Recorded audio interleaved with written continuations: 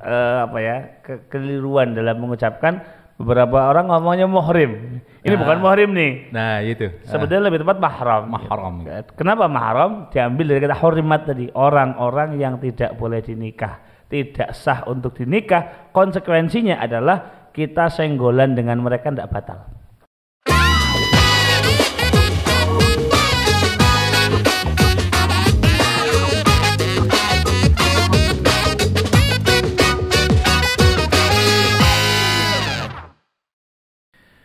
Assalamualaikum warahmatullahi wabarakatuh. Kembali hadir seperti biasa, saya Cubo asli Purwokerto yang semakin hari tentunya semakin berasa khasiatnya dan semakin menawan.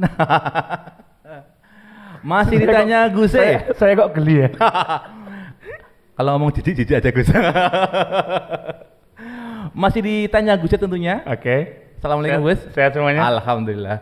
Kayaknya lagi nggak sehat ya Gus ya? Ada sedikit nikmat di mulut. Wah. Alhamdulillah. Cara Allah untuk mengurangi dosa saya. Luar biasanya kalau guru-guru seperti itu diberikan sakit aja masih katanya diberikan nikmat sakit itu ya. Masya Allah. Mas Coba sehat ya? Alhamdulillah 100%. Berseri-seri sebetulnya. Oh selalu Gus, bergajian ya. Tanggal muda ya. Iya masih utuh aman, Masya Allah. Oke. Langsung aja Gus ya. Iya masih utuh karena belum ada yang nafkahi ya.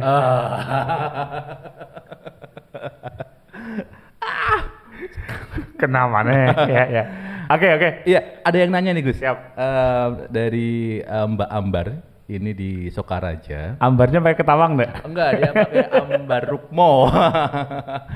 Selamat siang Mbak Ambar. Ini saya tanyakan langsung dengan beliau Gus Ajir Ubaidillah. Siap. Tentang ini Gus, beliau menanyakan suami istri itu mahram apa bukan? Seperti itu. Tanya beliau menanyakan ini kalau sentuhan sudah wudu itu gimana gitu. Oke.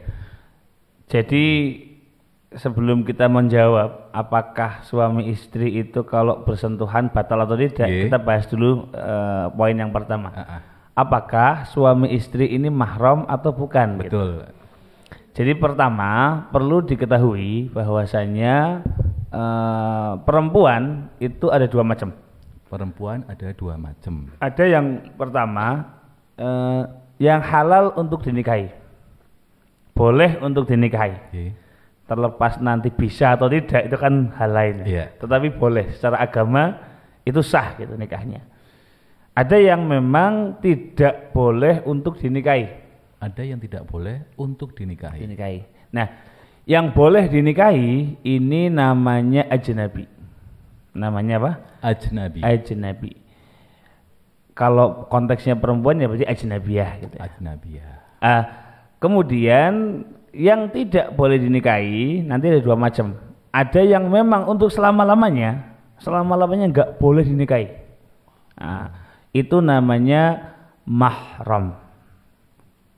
Jadi perempuan yang tidak boleh dinikahi, tidak boleh untuk dikawin sama seseorang dan nggak sah selama-lamanya, itu namanya mahram.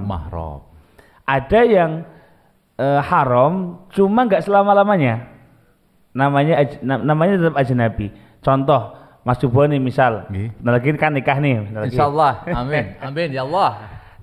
Ketika Mas Jubo menikahi seorang perempuan, maka selama masih dengan Mbak Yunya nggak boleh nikahi dengan adiknya. Selama masih dengan adiknya nggak boleh nikahi dengan Mbak Yunya. Maksudnya gimana Gus? Mas Jubo dapat Mbak Yu nih. Selama masih ada hubungan pernikahan dengan Mbak Yunya, maka nggak boleh nikah dengan adiknya perempuan itu. Ini haram, tetapi nggak selamanya. Artinya, ketika Mas Jubo dengan kakaknya ini udah hilang hubungan nikahnya, misal, let's say, nikah dengan Mbak Yunya, kemudian Mbak Yunya meninggal dunia, maka kan udah nggak ada hubungan dengan Mbak Yunya kan, boleh nikahi adiknya. Istilahnya apa? Turun ranjang. Kalau itu saya hafal Gus. Nah, ini haram, cuma kan nggak selamanya kan, itu tetap nggak mahram. Jadi mahram ini adalah satu lawan jenis, kalau kita mau di breakdown kan ya. Kalau konteksnya kita laki-laki ya perempuan yang tidak sah dan haram untuk dinikahi selama-lamanya. Itu namanya mahram. Kalau yang sah untuk dinikahi namanya ajnabi. Ajnabi. Nah, konsekuensi atas hukum mahram ini misal ada di Al-Qur'an surat An-Nisa ayat 23. Teman-teman bisa cek di An-Nisa ayat 23. Allah berfirman, "Hurrimat 'alaikum ummahatukum wa banatukum wa akhawatukum wa ammatukum wa akhwaluk wa khalatukum wa banatul akhi wa banatul ukhti." Haram bagi kalian untuk menikahi ibu-ibu kalian, ibu, nenek, ibunya nenek apa namanya? Ke atas. Buyut Sampai ke atas. Udah siwur apa? Saya nggak paham. Yang kedua banatukum, anak kita ke bawah, anak, cucu, cicit dan sebagainya. Yang ketiga wa akhwatukum, saudari kita. Baik saudari kandung atau saudari satu ayah atau saudari satu ibu, itu akhwat. Wa ammatukum, ammat ini bibi tapi dari ayah. Mas Bowo punya ayah nih. Ayahnya Mas Bowo punya saudara perempuan. Kalau ini kan bibi ya. Cuma kalau di konteks bahasa Arab beda. Bibi dari ayah itu namanya ammah. Kalau bibi dari ibu wa khalatukum. Khalah ini bibi dari ibu. Mas Bowo punya ibu, ibunya Mas Bowo punya saudari perempuan. Itu namanya khalah. Wa banatul akhi, putri-putri dari saudara laki-laki. Mas Bowo punya saudara laki-laki nih. Kakak ya. Kakak misal. Punya anak perempuan. Apa namanya? Keponakan. Begitu juga anak-anaknya keponakan. Ini juga haram. Kemudian wa banati akhwatikum. Apa namanya? Saudari perempuan, anak dari saudari perempuan. Wa banatul akhi wa banatul ukhti. Mas Bowo punya adik perempuan, adik perempuannya punya anak perempuan. Maka anak perempuan ini haram untuk dinikah. Nah, karena statusnya haram untuk dinikah, gitu ya, maka muncul istilah mahram. Haram, jadi mahram. Nah, nggak pakai biasa aja. Cuma memang ada sedikit bercanda beliau. Ada sedikit kekeliruan dalam mengucapkan. Beberapa orang ngomongnya muhrim. Ini bukan muhrim nih. Nah, itu. Sebetulnya lebih tepat mahram. Mahram. Kenapa mahram? Diambil dari kata hurimat tadi. Orang-orang yang tidak boleh dinikah, tidak sah untuk dinikah. Konsekuensinya adalah kita senggolan dengan mereka tidak batal. Konsekuensinya kita senggolan nggak batal. Karena nikahnya nggak sah. Kita sama ibu kita nih. Kita nggak boleh nikahi ibu kita. Kita salaman ibu kita. Tidak batal dan nggak apa-apa, nggak dilarang gitu. Begitu juga saudari kita, begitu juga bibi kita. Kalau mau di breakdown ada 14. Tapi yang dari nasab yang hampir setiap dari kita ini memiliki ya 7 tadi. Yang 7 berikutnya dari suson. Berarti ibu suson, anak perempuan suson, tinggal ditambah suson aja. Yang 4 itu sumbernya dari pernikahan. Mertua kita, ibu mertua kita, menantu kita, ibu tiri kita, kemudian anak perempuan tiri. Ini 4 juga mahram.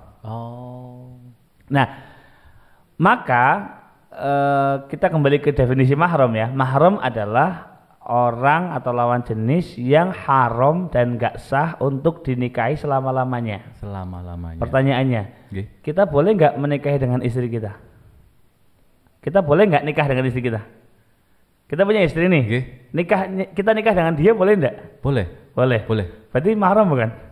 Itu ya. Ya bukan berarti. Bukan ya. Karena kalau dia iya. Ya kan. Kita main kata-kata itu ya. Iya.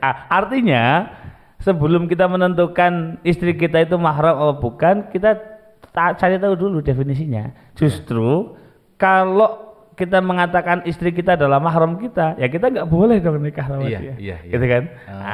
Maka nanti ada beberapa konsekuensi hukum, diantaranya batalkah ketika kita menyentuh tangan istri kita, gitu. Oke. Jangan dijawab dulu Gus, yang itu nanti kita pending dulu. Oke, begitu Mbak Ambar ya yang ada di Sukaraja. Kalau belum jelas, ini nanti bisa diputar lagi, atau bisa ketemu dengan Gus Adjir Ubaidillah langsung. Saya rasa cukup jelas. Nanti tinggal di kolom komentar. Pertama saya konklusikan ya. sebelum kita mengatakan ini mahram atau bukan, kita cari definisi mahram itu dulu. Definisi mahramnya dulu. Kan orang yang nggak boleh dinikah. Iya, betul. Istri kita kan boleh kita nikahi kan? Berarti bukan mahram. Bukan mahram. Simpel itu Mbak Ambar ya. Oke, terima kasih Gus. Wassalamualaikum warahmatullahi wabarakatuh.